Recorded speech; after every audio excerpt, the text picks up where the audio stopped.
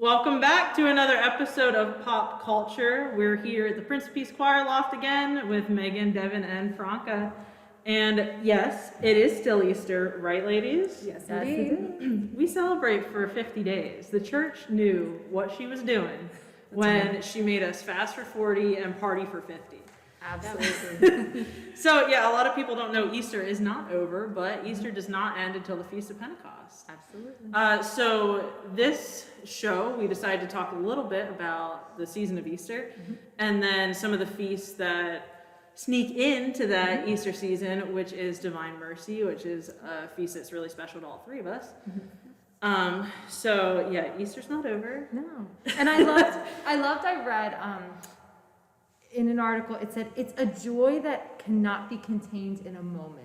Yeah. And I love that because in one moment the world was changed, you know, and it's a joy that cannot be contained in a moment. And we find that Christians did this, the early church did this as early as the 3rd century. So this isn't something, you know, that came out of a Vatican Council or something, you know, this was a widely held tradition. And if you really break down the math, brace yourselves, ladies. I'm about to do math. I was a journalism major. There's no reason you don't want me doing math. So 50 days, it's 7 weeks plus a day. And we all know, you know, the symbolism of the 7 days. Seven weeks. So 7 days within 7 weeks. And then the extra day actually, it's representative of Easter, of the great Sunday, of this eternity. And if you guys, again, math, 50 days is 1/7 of a year. So there's so much symbolism in this. And, you know, the 8-day octave was actually celebrated as one day, one continuous day. And in the early church, the newly baptized actually would wear their baptismal garments. Yes, I read that. That whole way through. And I thought, you know what? Just what a joy. Like, again, I just love, you can't contain it in a moment. It's a joy that can't be contained. And the early church knew how to do this. And it's wonderful that we still have it today. You know, maybe we're not as active in sharing that joy and celebration, you know, just because we're not getting together with our families every day, each octave of Easter. But, I mean, just what a wonderful example to us. You know, I'm a big fan of A Christmas Carol, and I love the line that Charles Dickens wrote that, you know, Ebenezer Scrooge kept Christmas in his heart, and he kept it all the year long. Keep Easter in your heart, you know, all week, all year, but especially this We're week. an Easter people. Absolutely. Well, and there's always so much focus on Christmas, the birth of Christ, but it's become so commercialized that Easter is often just forgotten. It's not forgotten, but we don't celebrate it as we should. Yeah. The incarnation's great, but without Jesus rising from the dead, our faith is in vain. We've got nothing, right. Well, everyone who lives has been born, but only one has. Wait, Devin, that was super. Devin just blew my mind. Yeah, I mean, think about it. Everybody who lives has been born, but only one man, full God and full man, has risen and has gone where we will go. You know, so that's why I tell people, think about, that's what sets Easter apart for Christmas. And someone's going to come after me for this, but I remember... Devin, don't spew heresy. It's not heresy, no, but it's definitely something that, you know, people might have something to say about. But I remember when I was, it was my junior year of college, and I was taking this survey of religion course. I'm thinking like, you know, this will be softball. And I remember the very first day the professor said, you know, just because you're Catholic or Buddhist or Jewish or Muslim or Hindu, don't think you're going to lecture the class. And I was like, okay, you know, fair enough, I get it. And he held Christianity for the very last section of the class. And I remember on the test, he put the supreme holiday in Christianity is like A, Christmas, B, Easter, and then he had 2 other ones. And darn it, if he didn't put that Christmas was the right answer. And that bothered me so much. And I knew that he had already set up this wall that we couldn't go correct him. But I just remember thinking, like, again, no, you're missing it. And then my thought automatically was, what other things has he taught us then about these other faiths that is incorrect? But yeah, like you said, Franca, it's easy to commercialize Christmas. Yep. But Easter is our holiday. Like you said, Megan, we're an Easter people. Silly bunny. Easter is for Jesus. That's Yes.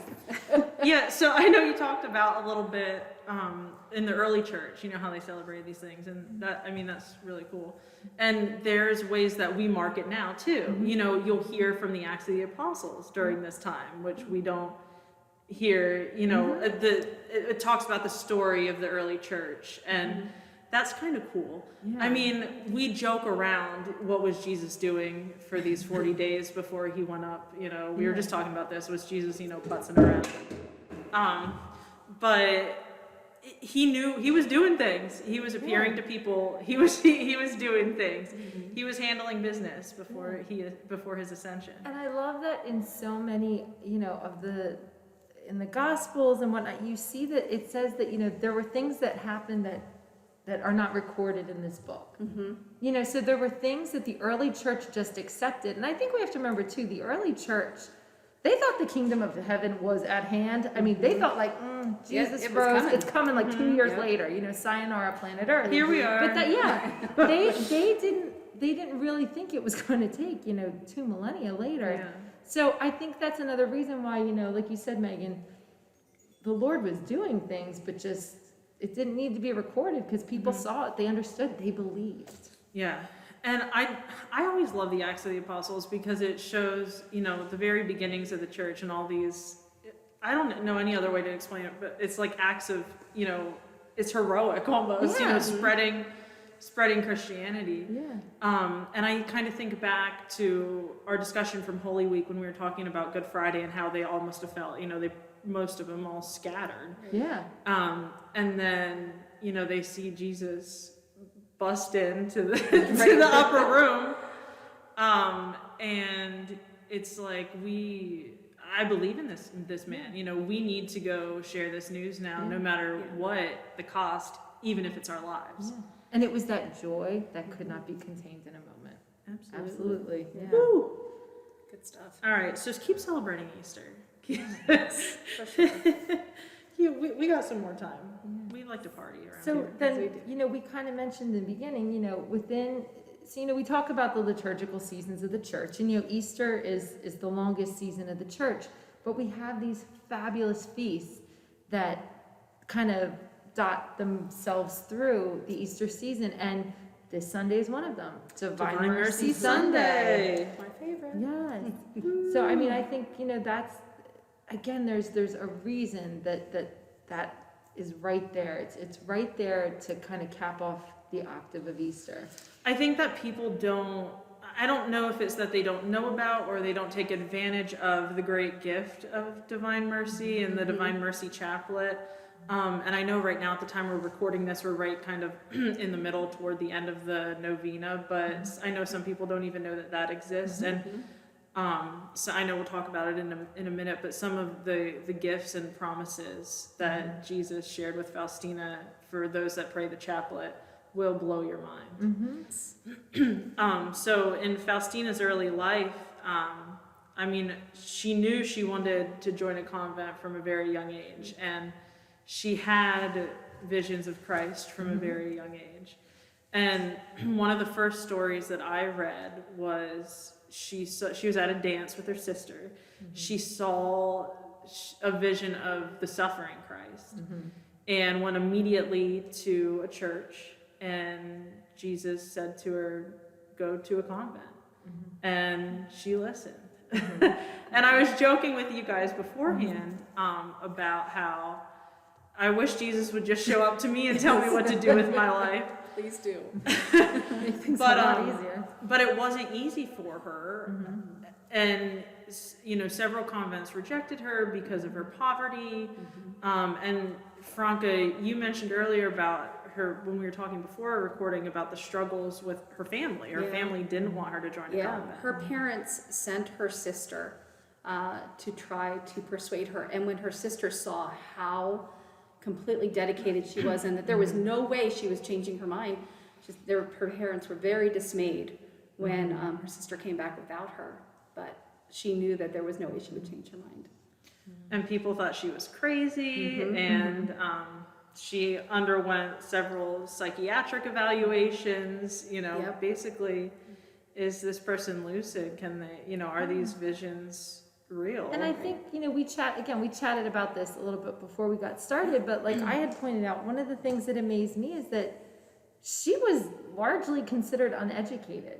She only had 3 years of formal schooling. And when you read her diaries, again, this is an uneducated woman in the 1930s, 40s at that time, writing this remarkable message that she was getting, through this private revelation.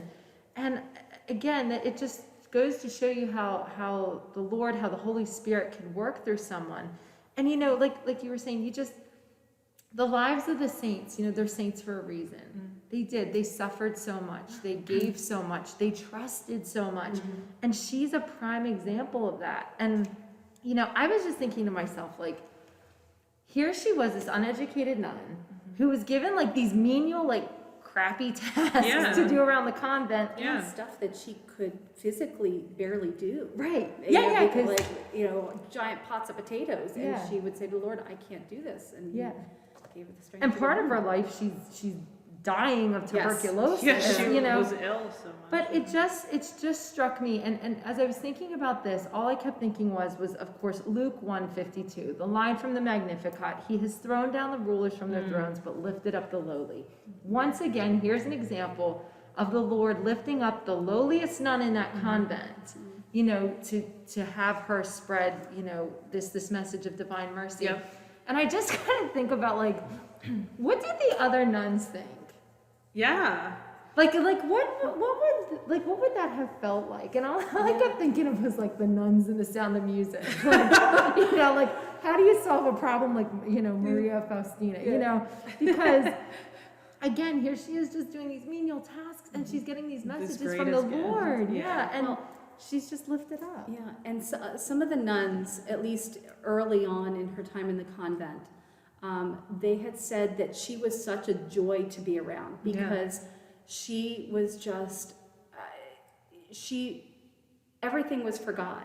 And she never had a complaint. And she did go through dark times later, but at that time, they just loved being around her because no matter how upset or despondent they would be, she would lift them up. And so I mean, she described herself as having a miserable soul, but there's so many ways to look at that, and what was that suffering, what was that misery, and that it never was of the Lord though, Right. It's a good lesson for all of us. Absolutely. I think you can tell someone is living their Christian faith just in meeting them. When somebody's living with so much joy, that's what makes other people question, what are you doing? Right. Like, and what I are want you? some of that. How are you happy all the time? How is this? When you've found the joy of God, that's what it is. And Devin, you mentioned about God lifting up His lowly servant, and that's what God does time and time again throughout history. You'll see when the church is down and at its worst, God lifts up saints from Absolutely. unexpected places in the most unexpected situations, and He'll do it again. Yes. And we said too, her very simple prayer was Jesu ufam tovi, Jesus, I trust in you. And I think that what a way to find joy in our own lives, just to pray that simple prayer and to ask, and just like we were talking about, like just the surrender to the Lord. I mean, if that doesn't bring you joy, nothing will. If you can't find your joy in Him, there's nothing on this earth that will bring you the joy that Christ can bring to your heart. My heart will not rest until it rests in you. Absolutely. Everybody likes a good St. Augustine quote. Yeah. So I think we should probably talk about the big deal vision Faustina had now. Sure. When Jesus, she saw Jesus wearing a white garment with a red ray and a pale ray, one hand lifted up in blessing. And that's when he asked her to paint that image of him, and with the inscription, Jesus, I trust in you. So that's where that comes from. And he also shared that he wanted the first Sunday after Easter to be the Feast of Mercy. And I mean, how, just in general, first of all, how lucky are we to be blessed with God's mercy on a daily basis? Yes. We are never too far from God's mercy. We are never too far to come back. And I think that praying the chaplet, which I said, it's a shame that more people don't avail themselves of it. But I think a lot of people just don't know. I think that can help with that, and finding mercy, God's mercy in our lives, but also sharing mercy with people in our lives that don't necessarily deserve it. Right. And I think the other thing too is if you can avail yourself to the sacrament of confession. Yes. I know priests will say it all the time. There is nothing you can say that they have not heard, and there is, whether you're Catholic or not. I mean, we all have that great friend that we can just go to and unload. Jesus is that friend to us. There is actually a cathartic experience that happens when you go to confession, just to get those things off your soul, to get those things off your mind, and to say to the Lord, I resolve to do better. So if you haven't been to confession in a long time, this is a great time to take advantage of that. We have confession here at Prince of Peace, Saturdays at 3 p.m. Father Dave is all set up in the parish center. Please, he would like to come. He'd like to see you. He doesn't want to have to people watch out the window, which he tells us he does.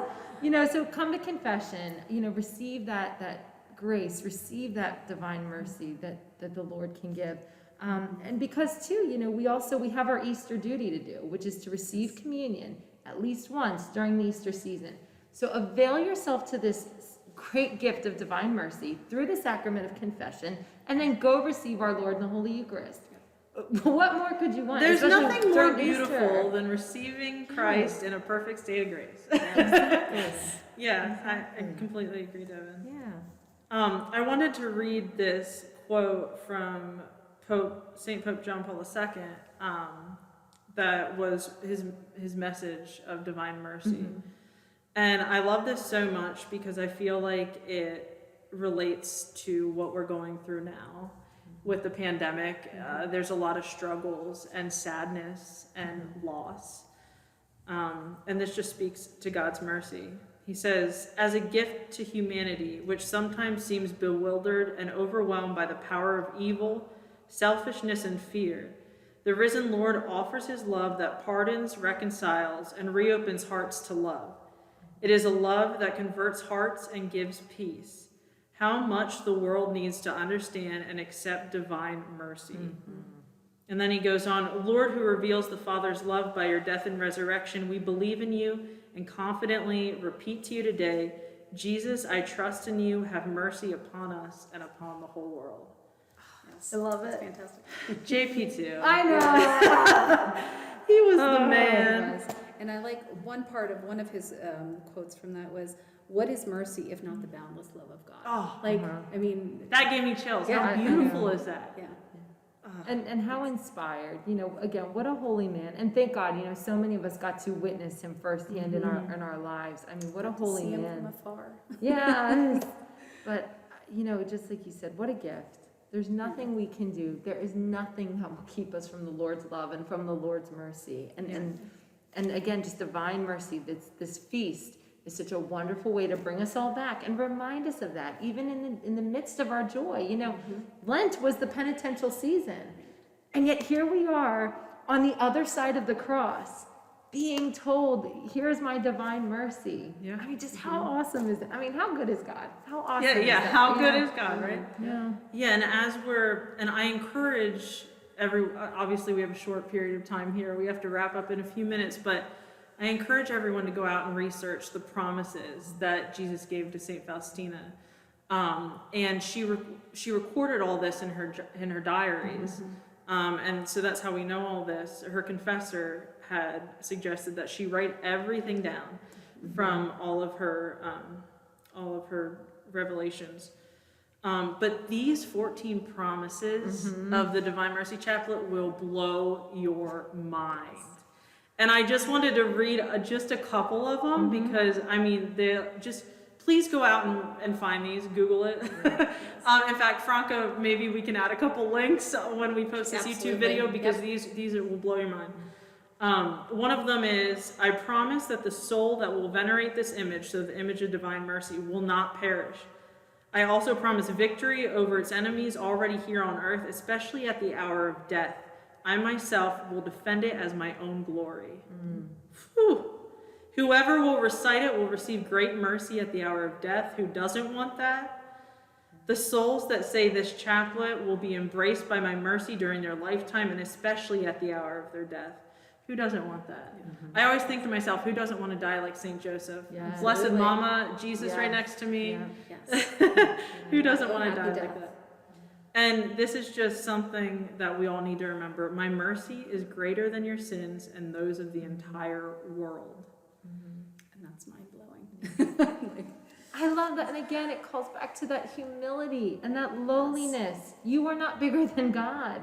You know, there's nothing that he won't forgive. If you want the forgiveness, you have to want the forgiveness, though. And part of that starts with forgiving ourselves, you know, and saying, okay, I can be humble enough to bring these to the Lord. He already knows you did it. Yep, Right. he already Just knows. go get I the heard a grace. priest say that to me in confession one time. He already knows your sins. Yeah.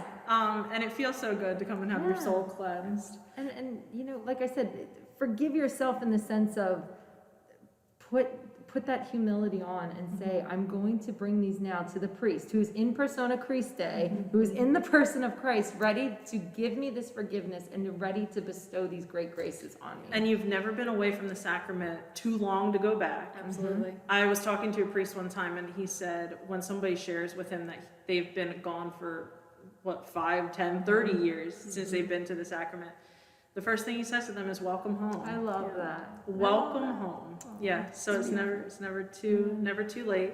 That's right. You're never outside of God's mercy.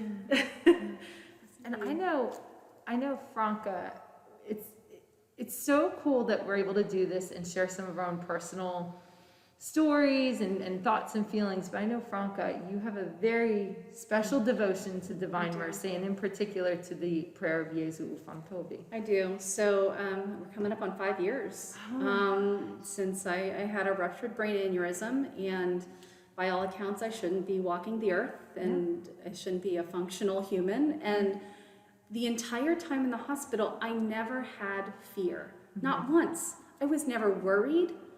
I just kept singing Jesu ufam tobie in my head for 10 days, 2 weeks. Like it didn't matter. And I remember there were times where the suffering was so great, and I just kept saying, this has got to be for somebody in purgatory. This has to be for somebody. But I was never afraid.